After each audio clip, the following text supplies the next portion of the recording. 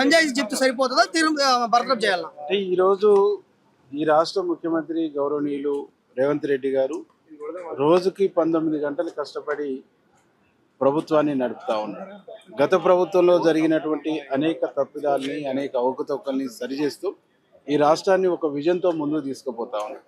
మా కాంగ్రెస్ పార్టీ అధ్యక్షులు మహేష్ కుమార్ గౌడ్ గారు రోజుకు 18 గంటలు కష్టపడి బూత్ లెవెల్లో ఇలా ఎస్ఐఆర్ మీద కేడర్నంతా పనిచేపిస్తున్నాడు. కేడర్నంతా యాక్టివ్గా ఇలా పనిచేపిస్తున్నటువంటి పరిస్థితి. ఈ క్రమంలో ఇటు ప్రభుత్వానికి ఇటు పార్టీకి నష్టదాయకమైనటువంటి మాటలు, నష్టదాయకమైనటువంటి స్టేట్మెంట్లు రాష్ట్రంలో అక్కడక్కడ జరుగుతూ ఉన్నాయి. కాబట్టి విప్పులుగా, ఎమ్మెల్యేలుగా మేమందరం కూర్చొని ఈ నష్టదాయకమైనటువంటి స్టేట్మెంట్ ఇస్తున్నటువంటి వాళ్ళను, నష్టదాయకమైనటువంటి పద్ధతిలో వ్యవహరిస్తున్నటువంటి వాళ్ళ పట్ల పార్టీ కానీ ప్రభుత్వం కానీ కఠినంగా ఉండాలనేటువంటి ఒక ఒపీనియన్ను, మా ఒపీనియన్ను పీసీసీకి, మా ఒపీనియన్ ముఖ్యమంత్రి గారికి, మా ఒపీనియన్ను ఏఐసీసీకి ఇవ్వబోతాను. ఇచ్చి ఒక నిర్దిష్టంగా ఒక క్రమశిక్షణ కలిగినటువంటి ప్రభుత్వంగా, క్రమశిక్షణ కలిగినటువంటి పార్టీని ముందుకు నడపాలనేటువంటి ఒక సూచన కూడా మేము చేయబోతాం. మీ జిల్లాకు చెందిన రాజగోపాల్ రెడ్డి ఎన్నోసార్లు విమర్శలు చేసిండు. సీఎం నుంచి స్థానిక ఎమ్మెల్యేల మీద కూడా విమర్శలు చేసిండు. ఆయన మీద మీరు ప్రభుత్వ ఇప్పుగా కానీ పార్టీ తరఫున ఎప్పుడు మాట్లాడలే, కానీ కొండ సురేఖ మీద, బీసీ మీద కాబట్టి ఈ స్థాయిలో మాట్లాడుతున్నది ఆరోపణ. ఎవరైనా 1-2 సార్లు ఉపేక్షిస్తారు. ఇలా గతంలో కొండ సురేఖ బిడ్డ ఇలా కొత్త కాదు, మాట్లాడింది అనేక సందర్భాల్లో మాట్లాడింది. అయినా పెద్ద మనసుతో ముఖ్యమంత్రి గారు పార్టీ వాళ్ళను ఉపేక్షించింది.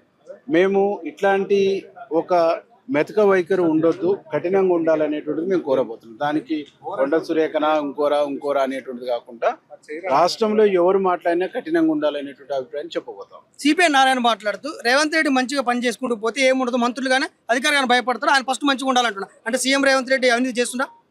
సిపిఐ నారాయణ ఏ కాంటెస్ట్ లో మాట్లాడిండో దాన్ని విన్న తర్వాత నేను మాట్లాడతాను.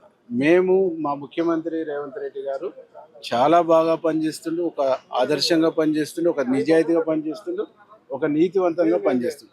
ఆయన అట్లా పనిచేస్తాడనే నమ్మకంతోనే, విశ్వాసంతోనే ఆయనకు అధికారాన్ని ఇచ్చింది.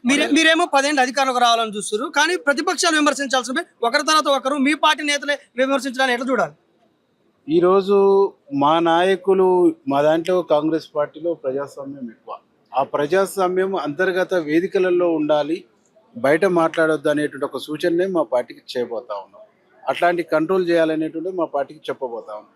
మా పార్టీలో ఒక్కరిద్దరు ఇతర పార్టీలతో రిలేషన్ మెయింటైన్ చేస్తూ ఇట్లాంటి తప్పుడు ఆలోచనలు, తప్పుడు అభిప్రాయాలతో వాళ్ళ జీవితాలను ఆగం చేసుకుంటారు, పార్టీని ఆగం చేస్తారు. కాబట్టి వాళ్ళందరినీ సరిచేసేటువంటి కార్యక్రమాన్ని మా ముఖ్యమంత్రి గారిని, మా పిసిసి ప్రెసిడెంట్ తీసుకోమని కోరబోతాం. కొండా సురేఖ గారు వివరణ ఇచ్చిన తర్వాత కూడా మళ్ళీ ఈ మీటింగ్ లో ఆమెను బర్తరఫ్ చేయాలి. అది వివరణనే కాదు, అది రెస్పాన్సిబిలిటీ లేకుండా ఎస్కేప్ అయ్యేటువంటి విధానంగా మేము చూస్తాం.